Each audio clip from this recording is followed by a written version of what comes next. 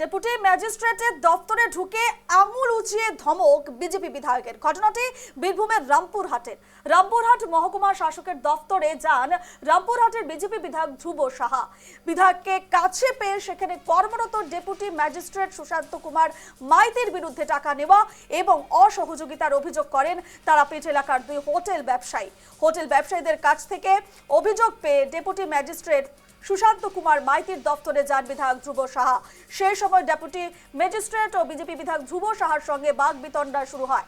সেই সময় উত্তেজিত হয়ে পড়েন বিজেপির বিধায়ক, আঙুল উঁচিয়ে ডেপুটি ম্যাজিস্ট্রেটকে ধমক দিতে শুরু করেন এবং ধ্রুব সাহা ডেপুটি ম্যাজিস্ট্রেটের বিরুদ্ধে এলাকার পাথর খাদান মালিকের কাছ থেকে ঘুষের টাকা নেওয়ার অভিযোগ তোলেন এবং সেই ডেপুটি ম্যাজিস্ট্রেট অস্বীকার করলে তাকে ধমক দিতে শুরু করেন। সেই ছবি এই মুহূর্তে আপনাদের সামনে আমরা রাখছি। এমনকি ডেপুটি ম্যাজিস্ট্রেটকে জেলে ঢোকানোর হুমকি দেন বিজেপি বিধায়ক ধ্রুব সাহা। বিধায়কের এহেন আচরণে রীতিমতো হতবাক হয়ে পড়েন ডেপুটি ম্যাজিস্ট্রেট সুশান্ত কুমার মাইতি। যদিও ধ্রুব সাহা বলেন এই আধিকারিকের বিরুদ্ধে এর আগেও অনেক মানুষের অভিযোগ ছিল, আজও তার বিরুদ্ধে অভিযোগ উঠেছে।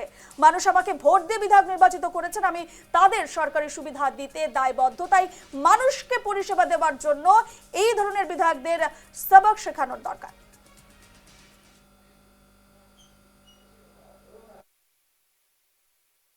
পেপারস 1 2 3 করে লিখে দিয়েছি, এই পেপারসগুলো আপনি নিয়ে আসবেন।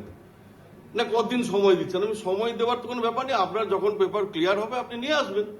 আর ততদিন আপনি বর্ডার বন্ধ রাখুন, কারণ লাইসেন্স ছাড়া আপনি হোটেল চালাচ্ছেন, আমাদের কাছ থেকে কোনো লাইসেন্স নেননি এসডি অফিস থেকে, ততদিন বর্ডার এন্ট্রি বন্ধ রাখুন। বিধায়ক নিজে এসছেন, এর আগে তিনি একটা ব্যাপারে এসেছিলেন, একটা অবৈধ পাথর খাদানের ব্যাপারে এসেছিলেন। হ্যাঁ, আসার পর উনি কিছু কথা বলেছিলেন যে আমি সেগুলো তো আমার রেকর্ড নেই, প্রমাণ নেই, আমি বলতে পারবো না। তো আমি বলছিলাম আমি দেখবো ব্যাপারটা, আমি যাতে যেটা হার্স অ্যাকশন হয় যাতে না হয়। আমি কোনো হার্স অ্যাকশনও নিইনি, কিছুই নিইনি। দেখুন, আমি ধমকানো নয়, আমাকে মানুষ ম্যান্ডেট দিয়েছে, ন্যায় প্রতিষ্ঠার ম্যান্ডেট।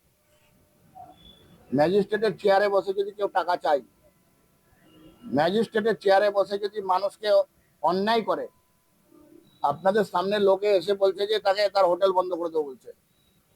এভাবে পশ্চিম বাংলাটাকে যারা বন্ধ করে দিয়েছে, শিল্প আসছে না, কলকারখানা আসছে না, একটা মা তারা আমাদের আরাধ্য দেবী, তার জন্য একটা পরিবেশ নির্মাণ হয়েছে, হাজার হাজার লোক আসছে এখানে, সেখানে শুধু ক্ষুদ্র পয়সার স্বার্থে হোটেলকে বন্ধ করে দেবে?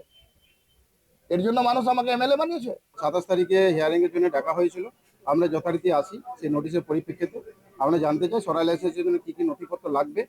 তো উনি প্রথমেই বলেন যে সরাই লাইসেন্স ছাড়া হোটেল কি ব্যবসা চালানো যায় না, বেআইনি সম্পূর্ণ। উনি যদি ভেঙে দেন বুলডোজার দিয়ে, সিএম সাহেব ওনাকে অ্যাপ্রিসিয়েট করবেন, এরকম ধরনের একটা কথা। তো আমরা জানতে চাই স্যার, সরাই লাইসেন্সের জন্য যে যে নথিপত্র লাগবে আপনি আমাদেরকে জানান, আমরা অবশ্যই আমাদের ওনারকে জানাবো। তো সেক্ষেত্রে আমাদেরকে টাইম দেওয়া। এনে বিস্তারিত জানবো, সরাসরি রয়েছেন আমাদের প্রতিনিধি শুভদীপ।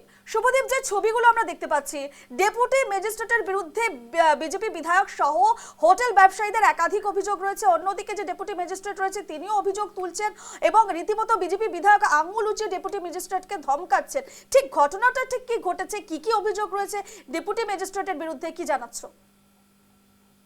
একদমই বিজেপি বিধায়ক রামপুরহাটের ধ্রুব সাহা তিনি আজকে কিন্তু পৌঁছে যান যে রামপুরহাটের মহকুমা শাসকের দপ্তর, এবং সেখানকারই একজন ডেপুটি ম্যাজিস্ট্রেট, তার বিরুদ্ধে যেটা অভিযোগ যে তিনি দীর্ঘ সময় ধরেই কিন্তু তোলাবাজি করছেন এবং তারাপীঠ এলাকার দুই হোটেল ব্যবসায়ী তারা কিন্তু এই অভিযোগ তোলেন বিধায়ককে কাছে পেয়ে, বিধায়ক ধ্রুব সাহাকে কাছে পেয়ে কিন্তু তারা সেই অভিযোগ জানান এবং তারপরে ওই ডেপুটি ম্যাজিস্ট্রেট তার ঘরে ঢুকে, তার দপ্তরে ঢুকে কার্যত হুমকি দিতে দেখা যায় ধ্রুব সাহাকে। বিজেপির বিধায়ক তিনি একদম সরাসরি বলেন যে তার বিরুদ্ধে, অর্থাৎ ওই ডেপুটি ম্যাজিস্ট্রেটের বিরুদ্ধে তোলাবাজির অভিযোগ রয়েছে, বিভিন্ন বিষয়ে বিভিন্ন যে নিয়ম কানুন রয়েছে তার বহির্ভূত ভাবে কিন্তু টাকা নেওয়ার যে অভিযোগ রয়েছে, তার জন্য তিনি তাকে কিন্তু জেল খাটাবেন এমন হুমকিও দিতে দেখা যায়। স্বাভাবিকভাবে উত্তেজনার একটা পরিস্থিতি সৃষ্টি হয় এবং পাশাপাশি ওই ডেপুটি ম্যাজিস্ট্রেট সুশান্ত কুমার মাইতি তিনি কিন্তু স্পষ্টভাবে তার বিরুদ্ধে অভিযোগ অস্বীকার করেছেন এবং তিনি পাল্টা জানিয়েছেন যে তাকে সম্পূর্ণভাবে ফাঁসিয়ে দেওয়ার চেষ্টা করা হচ্ছে এবং মিথ্যা অভিযোগ তার বিরুদ্ধে করা হচ্ছে।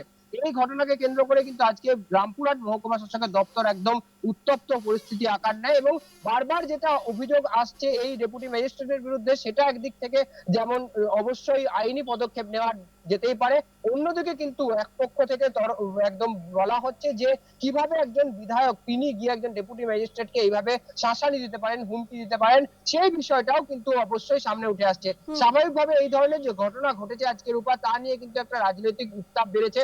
কারণ আমরা দেখেছি বিগত কয়েকদিনে, অর্থাৎ নতুন সরকার গঠনের পর থেকে কিন্তু একাধিক জায়গাতে বিজেপির বিভিন্ন নেতা কর্মীরা তারা কিন্তু নিজেদের মতন করেই বিভিন্ন রকম তারা শাসন ব্যবস্থা চালু করছেন, এমনটা কিন্তু সেই ছবি দেখতে পেয়েছি। কোনো একজন রাজনৈতিক বিজেপির নেতা তারা গিয়ে কোনো অফিস দখল করেছে, কারো বাড়িতে কিন্তু গিয়ে হুমকি দেওয়া হয়েছে। এই ধরনের যে ঘটনাগুলো বারবার ঘটে আসছিল এবং তার সঙ্গে সঙ্গে যেটা রাজ্য বিজেপির তরফে কিন্তু একদম সরাসরি নির্দেশ দেওয়া হয়েছে, এই ধরনের কোন রকম কোনো অভিযোগ এলে সেই বিজেপি কর্মী বা নেতৃত্বের বিরুদ্ধে ব্যবস্থা নেওয়া হবে। সেই জায়গায় দাঁড়িয়ে এবার খোদ বিধায়ক ধ্রুব সাহা, তাকে দেখা গেল একজন ডেপুটি ম্যাজিস্ট্রেটকে কিন্তু সরাসরি গিয়ে আঙুল উঁচিয়ে হুমকি দিলেন এবং তারপরে তাকে শাসানিয়ে দিলেন যে তার বিরুদ্ধে যে অভিযোগগুলি রয়েছে সেগুলি প্রমাণিত হলে তাকে কিন্তু জেল খাটানো হবে। পাশাপাশি এই বিষয়ে আমরা যখন ধ্রুব সাহার সঙ্গে কথা বলেছিলাম, তিনি কিন্তু সরাসরি জানিয়েছেন এই ডেপুটি ম্যাজিস্ট্রেটের কিন্তু তৃণমূলের আমল থেকে তার বিরুদ্ধে একাধিক দুর্নীতির অভিযোগ রয়েছে এবং তিনি টাকা নিয়ে বিভিন্ন রকম বেনিয়ম করে থাকেন, সেই অভিযোগও তার কাছে ছিল। তারপরে যখন এখন তিনি নির্বাচিত হয়েছেন, মানুষের রায়ে নির্বাচিত হয়েছেন, তারপরে যখন সাধারণ মানুষ থেকে শুরু করে ব্যবসায়ী তাকে যখন বিধায়ককে জানাচ্ছেন এই ডেপুটি ম্যাজিস্ট্রেটের দুর্নীতির বিষয়ে, তখন তিনি কিন্তু নিজেকে আটকাতে রাখতে পারেননি এবং সাধারণ মানুষকে পরিষেবা দেওয়ার লক্ষ্য নিয়ে কিন্তু এই বিষয়ে তার কাছে একদম কৈফিয়ত চেয়েছেন।